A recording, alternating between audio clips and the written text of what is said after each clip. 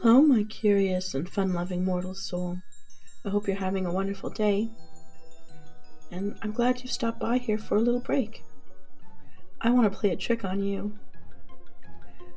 So, for centuries, humans have been fascinated with optical illusions and eye tricks. I want to play with your eyes. And with good reason.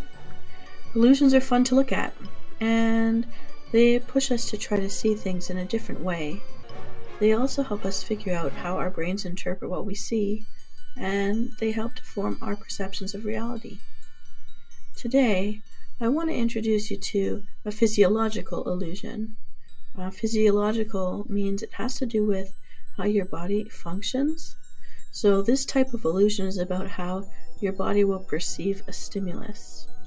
And I chose the polka dots.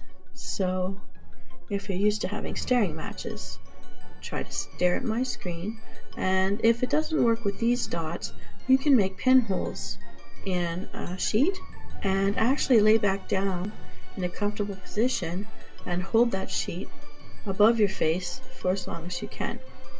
Now, here's why. When I was a kid, I was often stuck in the backseat of a little Chevy, and I was always laying my head straight back and just staring at the roof for as long as I could. I would stare and I would stare. And then the roof of those old Chevrolets, they had like pinholes in these. I couldn't even tell if they were diagonal lines or horizontal lines because, well, you can also have movement illusions. But in this case, we're not going to talk about the motion. We're going to talk about the physiological element. Now, I would stare at these dots on the roof of this old Chevy, going back and forth to hockey arenas and baseball diamonds and school and shopping and back home and to the grandmother's house and back home. And in these long drives, I would get really good at staring without moving. So I wasn't scanning the whole area. I simply would stare straight ahead. Now, I don't know if body positioning matters here, but I know I always had my head straight back, so I was looking straight up above me at these dots. And so long as I didn't flick my eyes from a particular spot, nothing would move or swirl. It would appear as though the roof had never changed, and nothing was morphing, nothing had a sense of motion. There were just dots above my head. But I came to realize that once I was almost near the point of needing to blink, I would just take one finger, I would point it straight at the dots, without moving where my eyes were focusing. I would try to point and touch the roof of the car.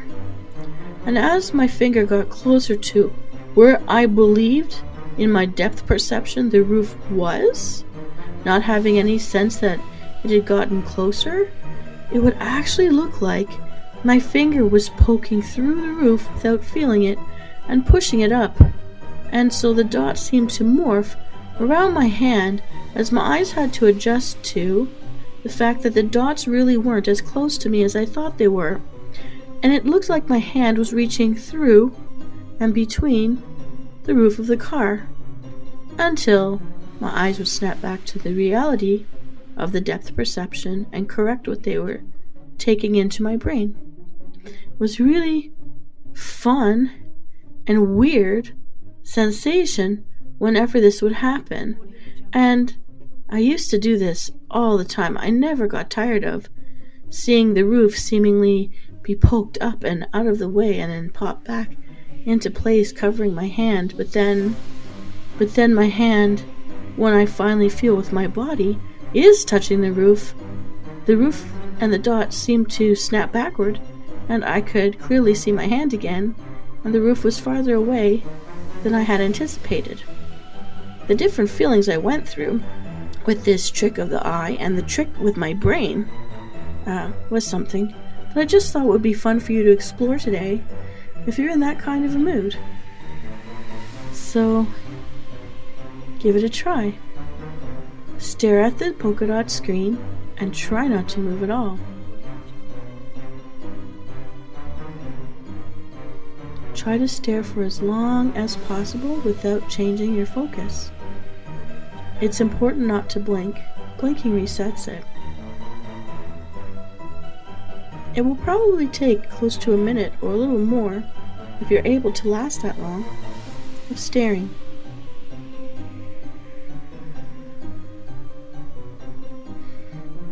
Now, your eyes are feeding information to your brain, and perhaps this will even work better when you don't hear me talking you through it.